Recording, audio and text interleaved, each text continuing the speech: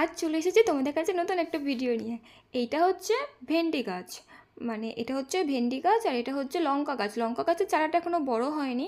আর এটা হচ্ছে তোমার শসা গাছ, আর এটাও ভেন্ডি গাছ, আর এটা হচ্ছে বিনস গাছ। চারাগুলো অনেক আগেই পাতা হয়েছিল, কিন্তু গাছ বড় হয়ে গেছে, আমাদের লাগানো হয়নি। দেখছো, কাঠের গুঁড়ো নিয়েছি, ছাই নিয়েছি, মাটি নিয়েছি, ভার্মি কম্পোস্ট, আর এটাকে হচ্ছে ছত্রাকের জন্য আমি সাফ নিয়ে নিয়েছি।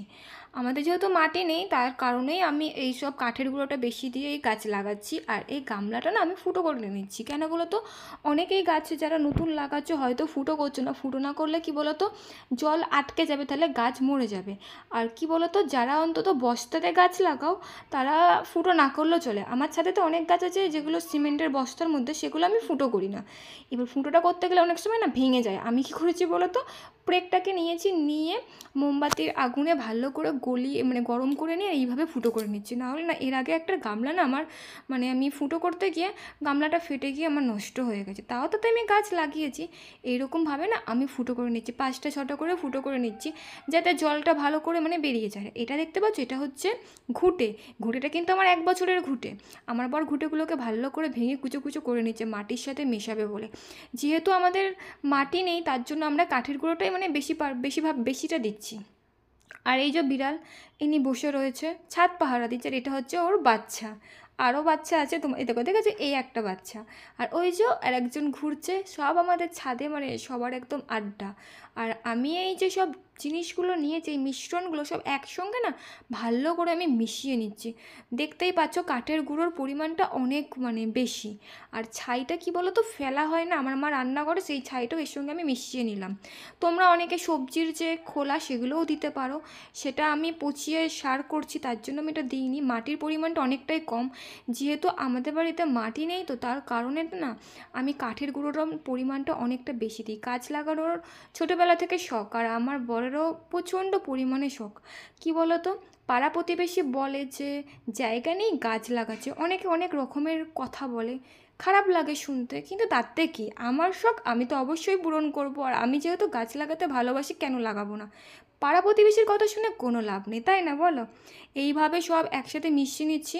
আর এই যে ছত্রাকের জন্য এই যে সাফ দিচ্ছে, তোমরা অনেকে যদি না থাকে তোমরা এও দিতে পারো, গ্যামাক্সিনটাও দিতে পারো। আর কি বলো তো, কাঠের গুঁড়োতে না প্রচণ্ড পরিমাণে পোকা হয় জানো, যার জন্য আমি এরকমভাবে মানে সার্ফটা দিয়ে দিচ্ছি, তার কারণ যাতে পোকা না লাগে বা ছত্রাকও যেন না হয়। এইভাবে ভালো করে মিশিয়ে নিতে হবে, কারণ যেহেতু অনেক কিছু দিয়ে আমি মানে এটা তো মাটিটা তৈরি করছি, তার কারণে আমাকে ভালো করে এরকমভাবে মিশিয়ে, আমার বড় আমাকে খুব হেল্প করে গাছ লাগানোর জন্য, যতটা টাইম পায় দেয়। এটা হচ্ছে ভার্মি কম্পোস্ট।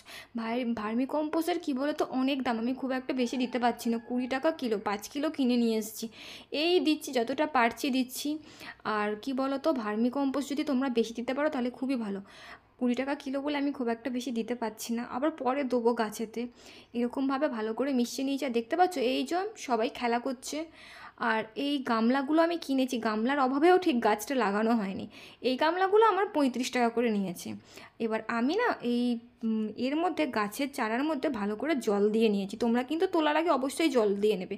আর তোমরা অবশ্যই চেষ্টা করবে, যখন ওই শেকড় থেকে মানে মাটির থেকে যখন তুলবে, অবশ্যই শেকড়টার মধ্যে যেন মাটি থাকে। তাহলে কি হবে বলো তো, গাছটা না মানে শিকড় টিকড় কেটে গেলে মরার চান্স থাকবে না। মাটিটা সমেত তুললে খুব ভালো হয়, গাছটা তাড়াতাড়ি লেগে যাবে আর তাড়াতাড়ি খুব বড় হবে। আমি এইরকমভাবে এক একটা গামলার মধ্যে 4টে করে মানে গাছ লাগাবো।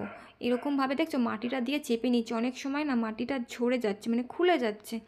এইরকমভাবে আমি গামলার মধ্যে 4টে করে গাছ লাগাবো। আর আমার এটা যেহেতু বড় গামলা, তার জন্য এতে 4টে গাছ লাগাচ্ছি। 20 টাকারও গামলা আছে, সেগুলো ছোট গামলা। তাতে দেখি যদি গাছ বেশি হয়, তাতেও যদি পারি 2-3টে লাগাবো। আর যদি গাছ বেশি থাকে তাহলে তো আমাকে 4টে লাগাতেই হবে। কি করব বলো, বাড়িতে জায়গা নেই, গাছ লাগানোর শখ, তাই জন্য ছাদেই ভাবলাম যে ছোট্ট করে একটা ছাদ বাগান করা যাক, যাতে সবজি যাই হোক না কেন, নিজের হাতে গাছ লাগানোর একটা মজা আলাদা। যাই সবজি হোক সেটা অনেক মূল্য জানো তো, বাজার থেকে কিনে তো সবাই খেতে পারে।